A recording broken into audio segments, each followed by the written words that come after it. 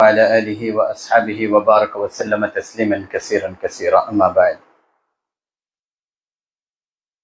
আমরা জীবনের একটা জায়গায় আছি যেখান থেকে আমাদের সবার সামনে একটা স্বপ্ন, একটা জায়গায় আমরা যাব। সবাই নিজের নিজের এক একটা প্ল্যানিং থাকে। কেউ দুনিয়াবি লাইনে বড় হতে চাচ্ছে।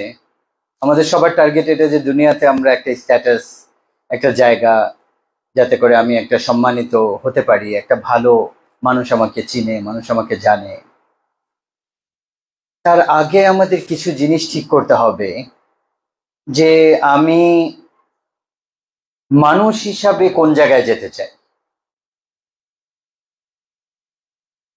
মানুষ এবং ভালো মুসলমান, যে ভালো মুসলমান সে অবশ্যই ভালো একজন মানুষ।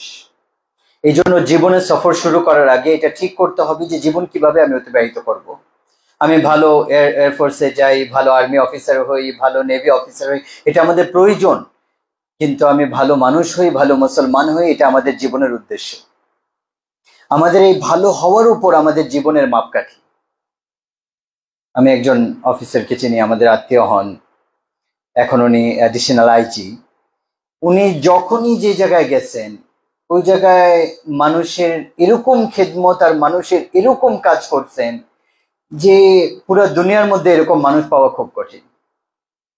ওনাদের বিভিন্ন জায়গায়, যেমন উনি কিছুদিন ছিলেন এখানে পুলিশ হসপিটাল, যেটা রাজারবাগের ওখানে, ওটার দায়িত্বে ছিলেন। ওইটাকে এরকম বানায় ফেলছে, এখন গেলে মনে হয় যেন সিঙ্গাপুরে কোনো হসপিটালে গেছি। ওখানে ফ্রি ঔষধ দিতেছে, ফ্রি চিকিৎসা করতেছে। কেন? কারণ একজন অফিসার ভালো চলে আসছে। আমি ওনাকে জিজ্ঞাসা করছি যে আপনি এত টাকা কোথা থেকে খরচ করেন? বলেন যেটা সরকার দেয় ওইটা থেকেই খরচ করতেছি। আর আগে 1 টাকার ওষুধ কেউ পেত না ওখান থেকে, আর খরচ বেশি ছিল। আর এখন পুরো ফ্রি ওষুধ যাচ্ছে, আর বছরের শেষে টাকা বেচে সরকারকে আরো দিতে পারতেছে। সবকিছু ফ্রি করে টাকা বাঁচতেছে। আর আগে সবকিছু টাকার উপর ছিল, তারপরেও লস প্রজেক্ট ছিল। কারণ একজন ভালো মানুষ, একজন ভালো মুসলমান আল্লাহকে ভয় করে, সে ওই জায়গায় এসে বসছে। গরিব মানুষরা তার জন্য দোয়া করতেছে। আর আগে কি হতো? ডাক্তার বলতে এই ওষুধ আনো, সে দৌড় দিয়ে যেত। আর বলতে এই ওষুধ আনো, আবার যাচ্ছে। স্ট্রেচারে রোগী পড়ে আছে, সে দৌড়ে যাচ্ছে, ওই ওষুধ আনতেছে। যখন টাকা শেষ হয়ে যাচ্ছে তখন এরকমও দেখা গেছে যে নিজের জায়গা বিক্রি করে দিতে হয়েছে, গহনাগাটি মহিলারা বিক্রি করে, তারপরে ঔষধের টাকা পুরা দিতে পারেনি, আর রোগী মরে গেছে। এটা আমি একটা সেক্টর বললাম, এরকম সমস্ত সেক্টরে একই অবস্থা। মানুষ তো বড় তো আমি হয়ে যাব, ভালো মানুষ আমি হতে পারবো কিনা? যে একজন আল্লাহকে ভয় করেনেওয়ালা ব্যক্তি চলে আসছে একটা জায়গায়। তো আমরা এটা চাই যে তোমরা যে যে লাইনে যাচ্ছ আল্লাহ তাআলা তোমাদের নসিবে করে, এয়ারফোর্সে যাও, আর্মিতে যাও, নেভিতে যাও, বড় হও, ভালো হও, আর ভালো অফিসার যেটাই বনি, কিন্তু তার আগে আমি ভালো মুসলমান আর ভালো মানুষ বনি, যাতে করে কারো ব্যথা আমি ফিল করতে পারি। আমি যাতে করে ভালো একজন মানুষ হতে পারি। অনেক বড় একজন ডাক্তারের কথা শুনেছিলাম। তার কাছে এক ব্যক্তি আসলো, বলল রাস্তায় একটা ছেলে অ্যাক্সিডেন্ট করছে, আমি তাকে আমার গাড়িতে করে এমার্জেন্সিতে নিয়ে আসছি, আপনি একটু তার অপারেশন শুরু করেন। তো ডাক্তার বলল আগে আমার ফিস রাখো, তারপরে আমি দেখবো। সে বলল তো আমি তো পথিক, আমি তাকে চিনি না। আচ্ছা ঠিক আছে, আপনি শুরু করেন, আমার পকেটে টাকা নাই, কিন্তু আমি নিয়ে আসবো। একদম যুবক একটা ছেলে, আপনি একটু তার অপারেশন শুরু করেন, তার মাথায় ব্যথা লাগছে। বলছে না, আগে আমার ফিস রাখো, তারপরে আমি শুরু করব। ঝগড়া করতেছে, এটার মধ্যে ঘন্টাখানিক চলে গেছে। একদম সেই লোক বললো এই যে আমার গাড়ির চাবি আমি আপনাকে দিলাম, আমি ফিস দিয়ে গাড়ি নিয়ে যাব, আর ফিস না দিলে আপনি গাড়ি নিয়ে নিন। বললো ঠিক আছে। গাড়িতে যখন রুগী নামালো, দিয়ে গেল, আর রুগী যখন ডাক্তার সাহেব গেল ওই রুগীকে অপারেশন করতে, দেখলো যে তার নিজের ছেলে মরে গেছে। তার নিজের ছেলে। ডাক্তার সাহেব পাগল হয়ে গেছে। যার জন্য কামাই করতেছে সে এই জায়গায় নিজের হাতে চলে গেছে। তো সে ডাক্তার বেশি ছিল, মানুষ কম ছিল, তো নিজের ছেলেকে মেরে ফেলছে। আর একজন মানুষ আসছে, মুসলমান আসছে, সে পুরো হসপিটালের মধ্যে ওষুধ ফ্রি করে দিচ্ছে, উল্টা টাকা বাঁচিয়ে দিতেছে গভর্নমেন্টকে। তো এই সময়ে যেটা আজকে দুনিয়াতে চলতেছে না, শুধু এইটা যে টাকা টাকা, সম্পদ, ক্ষমতা, নাম, এছাড়া মানুষ আর কিছু পিছনে দৌড়ায় না। আমরা এটা বলি যে আল্লাহকে ভয় করনেওয়ালা হই, আল্লাহকে ভয় করি। যে যে জায়গায় থাকি, যে যে সেক্টরে থাকি, আল্লাহর ভয় অন্তরে রাখি, তাহলে আল্লাহ সম্মান দিবে। আমাদের তকদিরে যেটা সম্পদ আছে এটা কেউ নিতে পারবে না। তো আল্লাহ আমাদেরকে প্রশ্ন করতেছেন, তুমি নিজে নিজে বলছো? এটার উত্তর না। নিজের বানানেওয়ালা নিজে, ওইটাও না। তো জমিন আসমান বানিয়েছে তোমরা? না। তাহলে এটা জানার চেষ্টা করো যে উনি কে বানিয়েছেন। ওটার উত্তর আমরা জানি, মুসলমান, আল্লাহ বানিয়েছেন। আর আরেকটা প্রশ্ন, যে আমাদেরকে তাহলে কেন বানালেন উনি, উদ্দেশ্য কি? তো বলছেন তোমাদেরকে এই জন্য বানিয়েছে আমি, তোমরা আমার বান্দা বনো। আর আরেকটা প্রশ্ন, যে মৃত্যু কেন আসে, মৃত্যু কি জিনিস, মৃত্যু কি? এটা 200 অ্যান্সার লেখা আছে মেডিকেল সায়েন্সের বইয়ের মধ্যে, যে মৃত্যু কি একটাও ঠিক না। আর আল্লাহ তাআলা একটা উত্তর দিয়েছেন, যে আল্লাহ তাআলা শরীরের মধ্যে থেকে রূহকে বের করে ফেলেন আর মানুষ মরে যায়। এরকম শক্তিশালী উত্তর যে কেউ এটাকে চ্যালেঞ্জ করতে পারবে না। মৃত্যু কেন আসে? আল্লাহ রূহ বের করে ফেলেন। মৃত্যুর পরে কি হবে, এটার উত্তরও আমাদের কোনো বইয়ের মধ্যে, স্কুল, কলেজ, ইউনিভার্সিটিতে পড়ানো হয়নি। আচ্ছা, দুনিয়ার মানুষ কি বলছে? হাইহাত হাইহাত লিমা তুআদুন, যে আরে মৃত্যুর পরে কিছুই নাই, বাস এই দুনিয়ারই সবকিছু, এই জায়গায় মজা করো, নাচো, গাও, যা ইচ্ছা করো, এরপর আর কিছুই নাই। ইন হিয়া ইল্লা হায়াতুন দুনিয়া, এই দুনিয়ার জীবনই সবকিছু। ওমা নাহনু বিমাবউসিন, মৃত্যুর পরে কোনো জীবন নাই। তো আল্লাহ তাআলা বলেছেন যে না, ফাইন্নামা হিয়া জাজরাতুন ওয়াহিদা ফাইযা হুম বিসাহিরা, একটা আওয়াজ দিয়ে তোমাদেরকে মেরে ফেলবো, আর তারপর আরেক আওয়াজ দিয়ে তোমাদেরকে উঠানো হবে, আর তোমরা আমার সামনে দাঁড়াবা।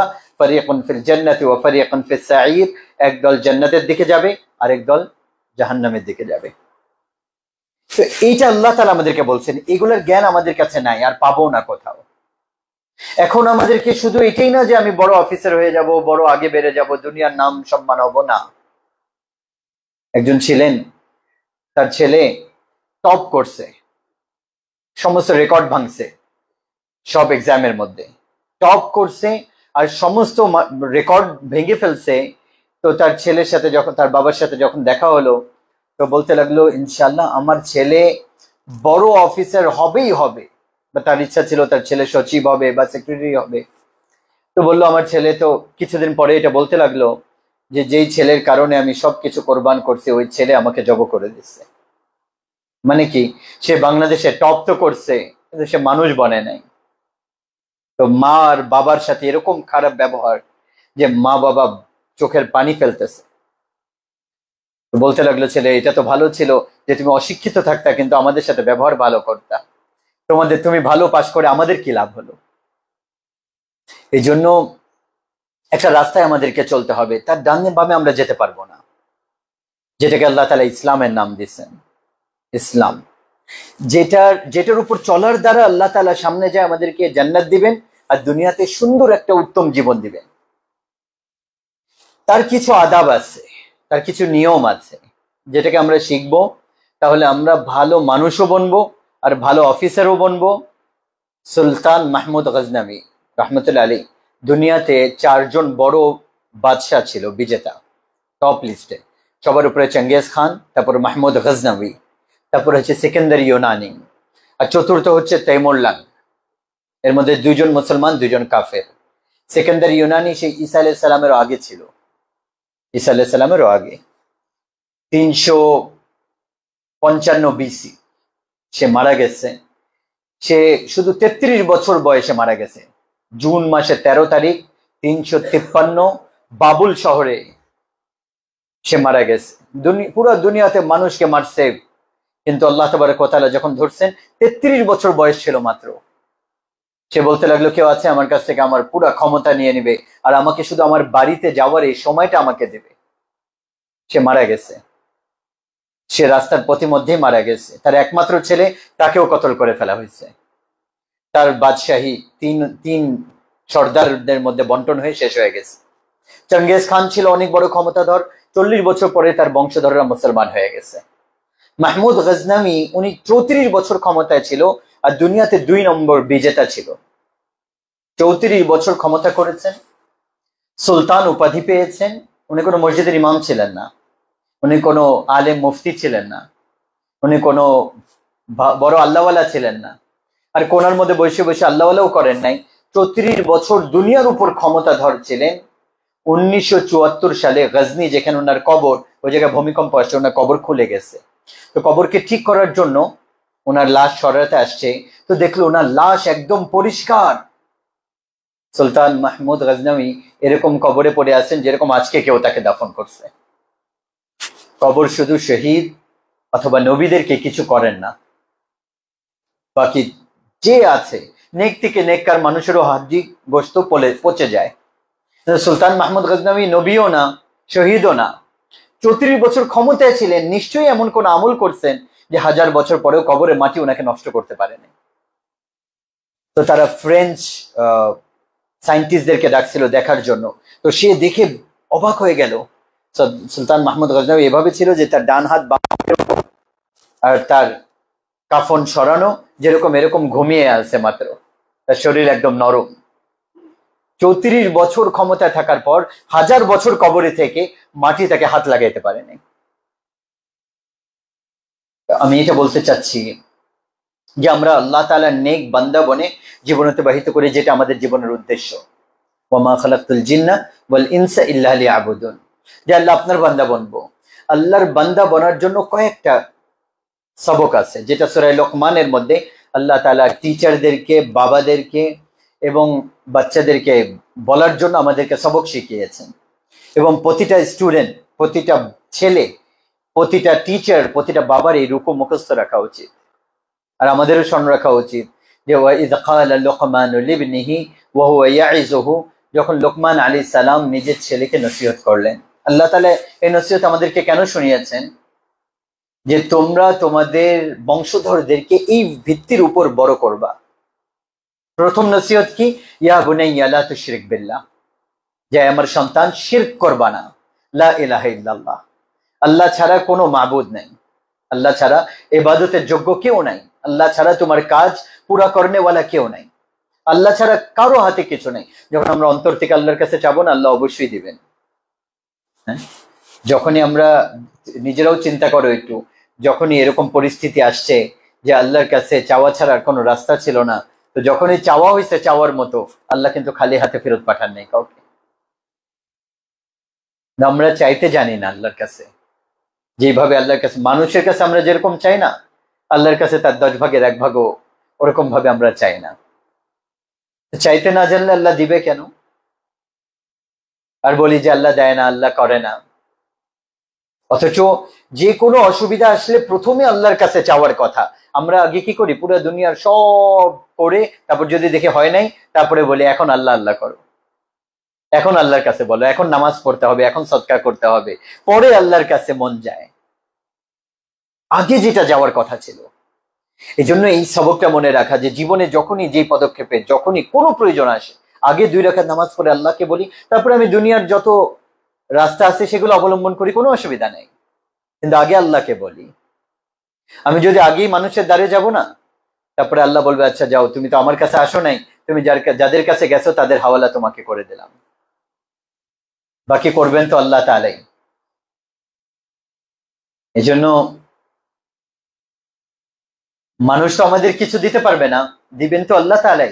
তো মানুষের কাছে অপমানিত হয়ে, এই যে আমাদের ক্রিকেটার আছে না, যারা, ওদের সাথে আমার একটু সম্পর্ক আছে, তো সাকিব বলতেছিল, বাংলাদেশের টপ যাকে বলা হয়, তো ও বলতেছিল ভাই টাকা যখন নিতে হয় এইভাবে টাকা নিতে যাইতে হয় যেরকম নাকি চাকর টাকা নিতে গেছে, যাদেরকে আমরা সবচেয়ে সম্মানিত মনে করি, আর মনে করি যে টাকা মনে হয় এমনি পেয়ে যায়। বলে আমার পাওনা টাকা, খেলছি, এটা করছি, ওইটা করছি, যখন টাকার নেওয়ার সময় আসে এরকম ভাবে চাইতে হয় যেরকম নাকি মানে আমি ভিক্ষা করতেছি।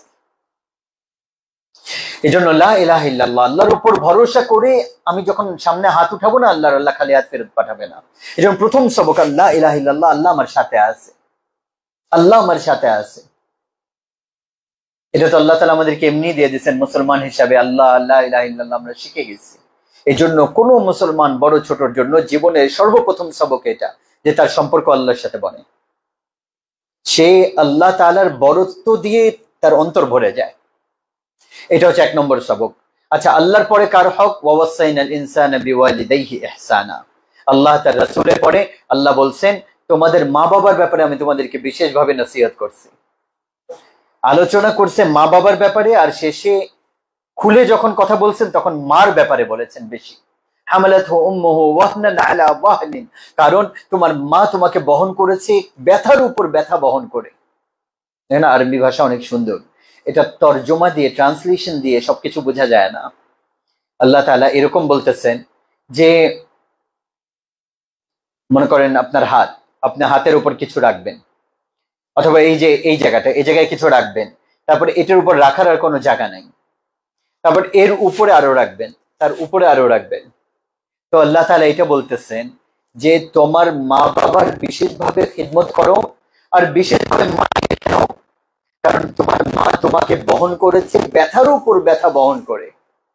তার পুরো শরীর যখন ব্যথাতে ভরে গেছিল, আর ব্যথা তখন আসতেছিল, শেষ হয় নাই, 9 মাস। আর যখন তার শরীরের অঙ্গ অঙ্গ ব্যথায় ভরে গেছে, আর তার উপরে ব্যথার উপর ব্যথা, 2.5 বছর তোমার লালন পালন করতে যাই কষ্ট সহ্য করছে। এজন্য খবরদার তোমাদের মা বাবার সামনে উফ করবা না, লা তাকুল লাহুমা উফ, তাদের সামনে উফ করবা না। এত সুন্দরভাবে আল্লাহ তাআলা মা বাবার হক কোরআনে বুঝিয়েছেন। আনিশকুরলি ওয়ালি ওয়ালিদাই, আমি আরবি আপনাদেরকে কিভাবে বুঝাবো যে আনিশকুরলি ওয়ালি ওয়ালিদাই, একটা শব্দের মধ্যে একই ব্র্যাকেটের মধ্যে আল্লাহ তাআলা নিজের হক, আল্লাহর হক আর মা বাবার হক আদায় করতে বলছেন, যে আমার শুকরিয়া আদায় করো আর তোমার মা বাবার শুকরিয়া আদায় করো। এখন যারা হোস্টেলে ছিল তারা তো মা বাবার থেকে এমনি দূরে ছিল, এখন আবার আরেকটা জীবন শুরু হচ্ছে, মা বাবার সাথে তো ওরকম সময় দূরে সরে যাচ্ছি, তাদের খিদমত থেকে দূরে। তো যখনই ছুটি পাবা, যখনই সুযোগ পাবা, এইটা পুরা করে নিতে হবে। একবার আল্লাহ রাসূলের কাছে এক ব্যক্তি আসলো, বললো ইয়া রাসূলুল্লাহ, আমি মাকে কাঁধের উপর বসায় হজ করাইছি, ইনশাআল্লাহ তোমাদেরকে আল্লাহ তাআলা কখনো হজে নিবে। কত কঠিন সফর, এখন তো খুব ভালো অবস্থা, তারপরেও কঠিন। মক্কা থেকে পুরা হজ আসা যাওয়া, শুধু যাওয়া 16 কিলোমিটার, আর পাহাড় পাহাড় ছিল। বললো আমার মাকে আমি কাঁধে উঠিয়েছি, হজ করিয়েছি, তাওয়াফ করিয়েছি, আমার মার হক আমি আদায় করেছি। তো আমাদের নবী বললেন তুমি এখনো তোমার মায়ের যে দুধ পান করেছিল 2 বছর, তার মধ্যে থেকে 1 ঢোক দুধের হক আদায় করতে পারো নাই, 1 ঢোক দুধের হক আদায় করা যায়। আর এর থেকে বড় কথা বললে উবাইদুল্লাহ বিন উমাইর রাহমাতুল্লাহ আলাইহি, ওনার কাছে এক ব্যক্তি আসলো, বলল আমার মাকে আমি আফগানিস্তান থেকে কাঁধে উঠিয়েছি আর তাকে হজে নিয়ে গেছি, আর কাঁধে নিয়ে গেছি পুরা রাস্তা, আর হজ করা ফেরত আনছি, আমি কি আমার মায়ের হক আদায় করছি? বললো এখনো তুমি 1 ঢোক দুধের হক আদায় করতে পারো নাই। আর আব্দুল্লাহ ইবনে উমর রাদিয়াল্লাহু তাআলা সাহাবী, উনি তাওয়াফ করতেছিলেন, আর এই গ্রামের লোক নিজের মাকে কাঁধে নিয়ে তাওয়াফ করলো। তাওয়াফ শেষ করে বললো, মাকে বলতে লাগলো, মা আমি তোমার হক আদায় করছি, হক আদায় হয়ে গেছে? তো আব্দুল্লাহ ইবনে উমর রাদিয়াল্লাহু তাআলা শুনতেছিলেন, উনি বললেন তোমার মা হয়রান হয়ে হাজার না কোটি লম্বা লম্বা নিঃশ্বাস নিছিল, একটা নিঃশ্বাসের হক আদায় করতে পারোনি। আজকে আমাদের মা বাবার সাথে আমাদের কিরকম ব্যবহার! যে মা বাবার হক চেনে না, সে কোনোদিন দুনিয়াতে সফলতা অর্জন করতে পারবে না। আর মা বাবার পরে দ্বিতীয় বাবা হচ্ছে টিচার। মা বাবার পরে দ্বিতীয় বাবা যে, সে হচ্ছে টিচার। পড়ালেখার সময় যে এখন যাচ্ছ ট্রেনিং এ, ওই জায়গায় সব জায়গায় যে কথা শুনবে সে আগে বাড়বে। এই জন্য দ্বিতীয় জিনিস মুসলমান আর ভালো মানুষ হিসাবে আল্লাহ তাআলা আমাদেরকে দিচ্ছেন, ওটা হচ্ছে মা বাবার খিদমত আর মা বাবার ইতাআত, মা বাবাকে মান্য করা। মুসা আলাইহিস সালাম একবার আল্লাহকে বললেন, আল্লাহ জান্নাতে আমার সঙ্গী কে হবে? তো আল্লাহ তাআলা বললেন অমুক কসাই। তো মুসা আলাইহিস সালাম অবাক হয়ে গেলেন, কসাই আমার সাথী কিভাবে হবে? আল্লাহ তাআলা বলতে পারতেন অমুক ইমাম, অমুক আলেম, অমুক মুজাহিদ, অমুক পীর তোমার জান্নাতের সঙ্গী। বললো না, এক কসাই। তো এমনি ছুরি সবসময় তাদের হাতে, কি অবস্থা, তাদের অন্তর এমনি কঠিন। তো মুসা আলাইহিস সালাম দেখতে গেলেন, আমি একটু দেখি যে কোন কসাই সে, যে জান্নাতে আমার সঙ্গী। তো দেখলো কসাই বসে নিজের গোশত কাটতেছে, সব করতেছে। সে মুসা আলাইহিস সালামকে চিনতো না। যখন তার কাজ শেষ হয়ে গেল, কিছু গোশত নিল ব্যাগের মধ্যে, বাড়িতে যেতে লাগলো। তো মুসা আলাইহিস সালাম বললেন, আমি তোমার সাথে যেতে পারি?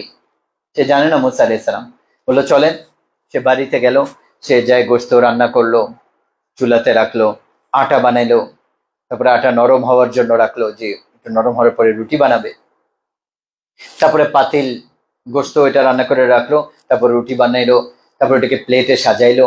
সাজায় তারপরে এক বুড়ি মহিলা বাড়ির কোনায় শুয়েছিল, তাকে কোলে নিয়ে এরকম হাতে নিল আর লোকমা বানায় বানায় তাকে খাওয়াতে লাগলো। যখন সে খেয়ে ফেললো, তার মুখ সাফ করে দিল। তো ওই সময় বুড়ি মহিলা কি জানি বললো, তো সে শোয়াই দিল। তো মুসা আলাইহিস বলল, উনি কে? বললো, আমার মা, অনেক দুর্বল হয়ে গেছেন। আমি সকালে যখন যাই পুরো তার খেদমত করে যাই, তারপর নিজের কাজে যাই। যখন আমি ফেরত আসি, আগে আমি তাকে খানা খাওয়াই, তার খেদমত করি, তারপরে নিজের অন্য কাজ করি। তো মুসা আলাইহিস সালাম বললেন, সে কি বলতেছিল যখন তুমি তার মুখ মুছতেছিলা? কি বলতেছিলেন?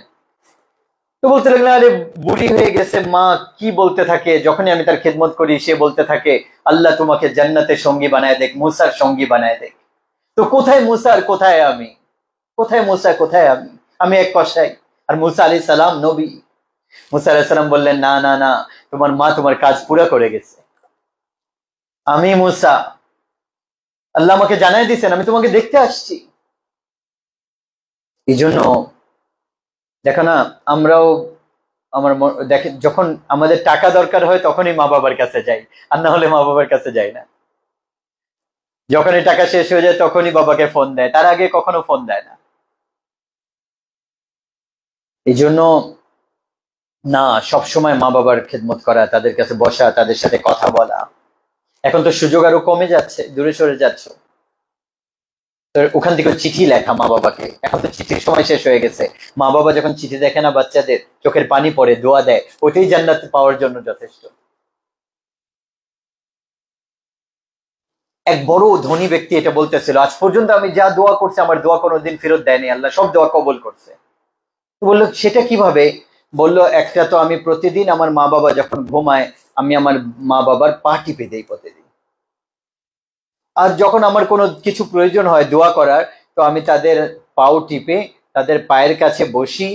প্রথমে আমার বাবার পায়ের কাছে, তারপরে আমার মায়ের পায়ের কাছে, তারপরে আমি তখন আল্লাহ তাআলার কাছে দোয়া করি। আল্লাহ তাআলা আমাকে কখনো খালি হাত ফেরত পাঠান নাই, সব দোয়া আল্লাহ কবুল করছে।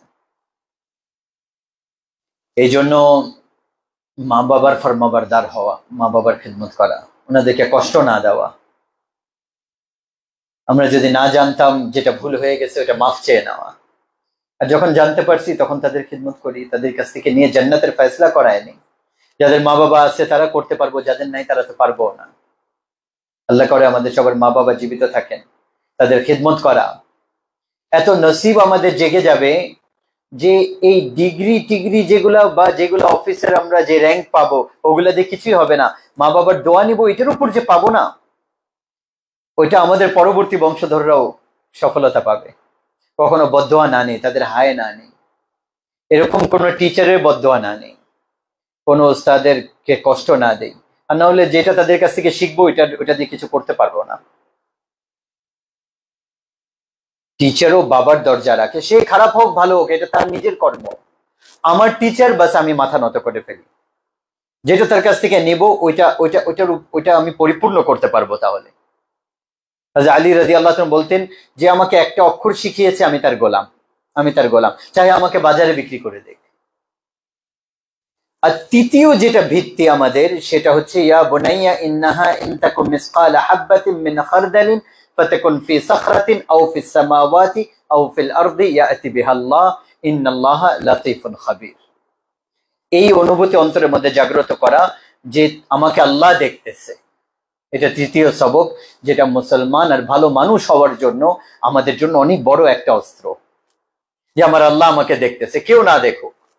লোকমান আলাইহিস সালাম বলছেন, আমার সন্তান দেখো, তুমি একটা সরিষার দানা পরিমাণ গুনার কাজ করবা অথবা নেকির কাজ করবা, কোথাও লুকিয়ে করবা পাহাড়ে গর্তের ভিতরে যে, অথবা আন্ডারগ্রাউন্ডে যে, অথবা বাতাসের মধ্যে হারিয়ে করবা, তোমার আল্লাহ তোমার সাথে সাথে আছে, তোমাকে দেখতেছেন। তুমি যে জায়গায় করবা আল্লাহ তোমার সাথে আছেন। তোমার নেকি ওইটাও তোমার সামনে করবেন, তোমার কোনো খারাপই আছে ওইটাও তোমার সামনে করবেন।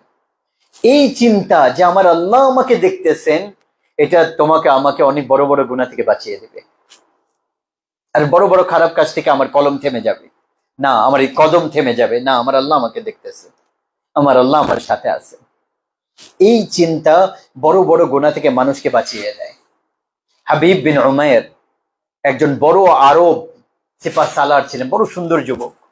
তো রোমি কাফিররা তাকে ধরে ফেললো, ধরে বলল যে তুমি খ্রিস্টান হয়ে যাও, তোমাকে মেয়েও দিব, তোমাকে সম্পদও দিব। বললো এটা সম্ভব না। তো ওনাকে একটা ঘরের প্যালেসের মধ্যে বন্ধ করে দিল, আর রোমান সুন্দরী একটা মেয়েকে তার সাথে দিয়ে দিল। তার সামনে মদ রাখলো, শুয়োরের গোশত রাখলো, আর ওই মেয়েকে বলল যে তুমি তাকে খারাপ কাজ করাইতে হবে। যখন সে মুখ কালো করবে তখন সে মদও খাবে, আর তারপরে সে ইমানও ছেড়ে দিবে, আর আমাদের গোলামও হয়ে যাবে। 3 দিন 3 রাত ওই মেয়ে তাকে খারাপ কাজ করার জন্য বিভিন্ন অঙ্গি ভঙ্গি করতে লাগলো, কিন্তু ওনার দৃষ্টি নিচের থেকে উপরে উঠে নেয়। যখন দৃষ্টি খারাপ না হয়, দুনিয়ার কোনো শক্তি অন্তরকে খারাপ করতে পারে না। যখন দৃষ্টি খারাপ হয়ে যায় তখন অন্তর খারাপ হয়ে যায়। তো 3 দিন পরে মেয়ে বলতে লাগলো তুমি কি, তুমি খাও না, আমাকে দেখো না, কি কোন জিনিস তোমাকে থামাচ্ছে? তো সে বলতে লাগলো আমার আল্লাহ আমাকে দেখতেছেন, এটাই আমাকে থামাচ্ছে, আমার আল্লাহ আমাকে দেখতেছেন। তখন ওই মেয়ে বলল তুমি এরকম ভালো মানুষ, আমি তোমাকে বন্দি রাখবো না, আমি তোমাকে নিজে বের হওয়ার রাস্তা করে দেব। তো সে রাত্রে বেলা এসে দরজা খুলে দিল তার জন্য, তাকে টাকাও দিল, খাবারও দিল, আর বলল এই যে একটা নক্ষত্র দেখা যাচ্ছে, এটাকে ডান দিকে রেখে চলতে থাকবা, তোমার ইরাক, তোমার শহরে তুমি পৌঁছে যাবা। এইটা ওই চিন্তা যে আমার আল্লাহ আমাকে দেখতেছেন, যে তাকে এই খারাপ গুনাহ থেকে, বন্ধ রুমের মধ্যে খারাপ গুনাহ থেকে বাঁচিয়ে দিয়েছে। চতুর্থ সবক কি? ইয়া বুনাইয়া আকিমিস সালাহ, আমার সন্তান নামাজ পড়ো। নামাজ মুসলমানের আলামত। উলামা ইকরাম লিখছেন যে কাফেরের পরে সবচেয়ে বড় অহংকারী বেনামাজি। আমরা অবাক হব যে এটা কি, কাফের তো সবচেয়ে বড় অহংকারী, কেন? কারণ সে আল্লাহকেই মানে না। কাফেরের পরে সবচেয়ে বড় অহংকারী বেনামাজি। একটা উদাহরণ দেই, মনে করেন আপনার অফিসার আপনাকে ডাকবে, ছেলে এদিকে আসো, আপনি বসে আছেন, তাকান না, আবার ডাকে, আপনি যান না, আপনি হাও বলেন না, নাও বলেন না। আপনারা যেখানে ঢুকতেছেন ওখানে গেলে তো এইটা করলে তো একদম মাইরি মনে হয় দিবে, কিন্তু যদি আপনি উত্তর না দেন তাহলে ওই কত বড় এটা একটা বেয়াদবি, যে আপনার টিচার ডাকতেছে, আপনার অফিসার ডাকতেছে, আপনার বাবা ডাকতেছে, আপনি যদি না যান, যে ডাকতেছে আমার কথা শুনতেছে না, এটা বুঝে আসতেছে না? একটু এটাকে অ্যাসেস করেন যে আপনার টিচার আপনাকে ডাকতেছে এদিকে আসো, আর আপনি বলেন হ্যাঁও বলেন না, নাও বলেন না, তাকায় আছে।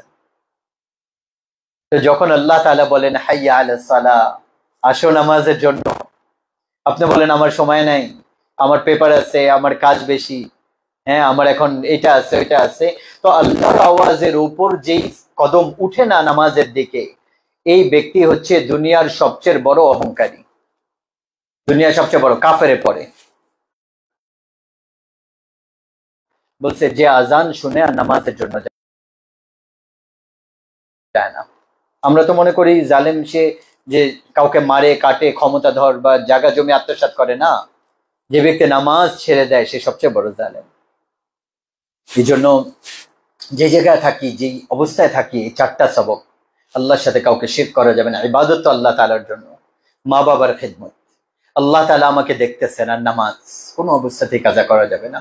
আর পঞ্চম একটা সবক, সেটা হচ্ছে যে লা তুসাইর খাদ্দাকা লিন-নাস, মানুষের সাথে ব্যবহার ঠিক রাখা, খারাপ ব্যবহার, আখলাক, ভালো ব্যবহার, ভালো চরিত্র, হেসে কথা বলা, এটা অনেক বড় জিনিস।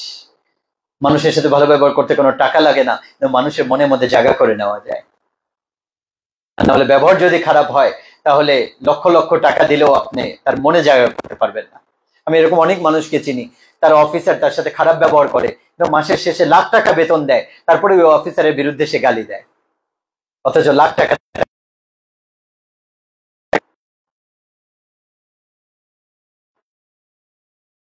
এই অবস্থায় থাকি, আল্লাহ তাবারক ওয়া তাআলা তোমাদেরকে বড় করেন, যে যেটা চাচ্ছ এটা আল্লাহ তাআলা সফলতা দান করেন। কিন্তু এই 5টা জিনিস স্মরণ রাখবো সারা জীবন, দেখবো যে আল্লাহ তাআলা অনেক আগে বাড়ায় নেবে।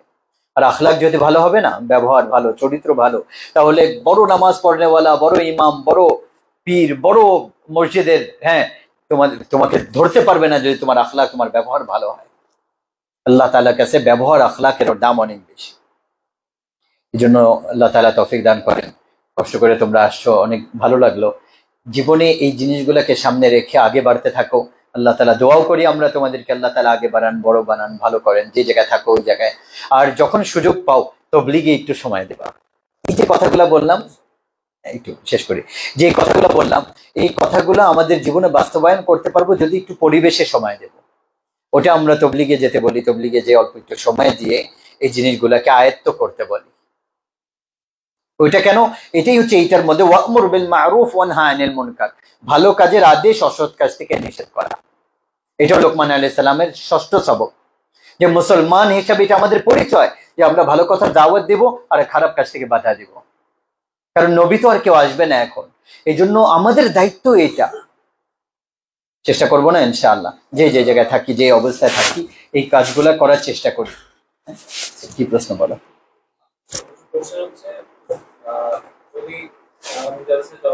হ্যাঁ, অনেক কষ্ট হচ্ছে, মানে মাঝে মাঝে অবস্থা যে বলে আমি তো অনেক খারাপ কাজ করি, আজকে আমি তো নষ্ট লাভ নাই, বা আমার তো জানলাম, বা আমার এইখানেই সব, কারণ আমি তো অনেক খারাপ কাজ করে ফেলছি, এখন নামাজ পড়া কি হয় বা খারাপ কাজে আমি আসি। আচ্ছা, সেক্ষেত্রে এখন নামাজ আমার কি দরকার, তো শেষ বা মানে এর ইম্পর্টেন্সটা বুঝে না, তো তার মধ্যে সেই ওকে হ্যাঁ মানে এই জিনিসটা থেকে আগে বের করবো কি হয়। বা অনেক সময় এমন হয় যে একদিন এমন হয়েছে যে যখন বললাম যে ডান পাশে হচ্ছে কোনো ধরনের কোনো ডিস্টারবেন্স, কোনো দুশ্চিন্তা, কোনো নেগেটিভ কিছু নেই, সেই ক্ষেত্রে একদিন ওরা এমন হয়েছে যে বললো দুনিয়াতেই তো যদি ঝামেলা না থাকে তাহলে ভালো লাগে না, তাহলে জান্নাতে কিভাবে ভালো লাগে, সব যদি ভালোই হয়। আচ্ছা, এক নম্বর কোশ্চেন যে অ্যান্সার যেটা, সেটা হচ্ছে যে নামাজ কিন্তু এক ওয়াক্ত নামাজ থেকে আরেক ওয়াক্ত নামাজের মধ্যেখানে যে গুনাহগুলা হয়, এইগুলা সমস্ত গুনাহ আল্লাহ মাফ করে দেন। তুমি ফজর পড়ছো, জোহর পড়লা, ফজর আর জোহরের মধ্যেখানে যে গুনাহ হলো এগুলো সব আল্লাহ মাফ করে দেন। জোহর পড়লাম আবার আসর পড়লাম, এর মধ্যেখানে যে গুনাহ হবে ওগুলো আল্লাহ মাফ করে দেন। কোনো অবস্থাতেই নৈরাশ্য বা আমি গুনাহ করে ফেলছি, আমার নামাজ পড়ে কি হবে, এটি ইসলাম পছন্দ করেন না। সবসময় আশা এবং উম্মিদ যেটাকে বলে, এটা ইসলামের মধ্যে অনেক বেশি একটা আল্লাহ তাআলা প্রাধান্য দিয়েছেন। বিভিন্ন জায়গায় আল্লাহ রাসূলও উৎসাহিত করছেন। এই জন্য এটা কোনো অবস্থাতেই আসা যাবে না মনের মধ্যে যে আমি এত গুনাহ করছি, আমার কি হবে, বা আমার নামাজ পড়ে কি লাভ। না, এই জন্য বলছে তোমার নামাজ তোমাকে গুনার কাজ থেকে তোমাকে থামাবে।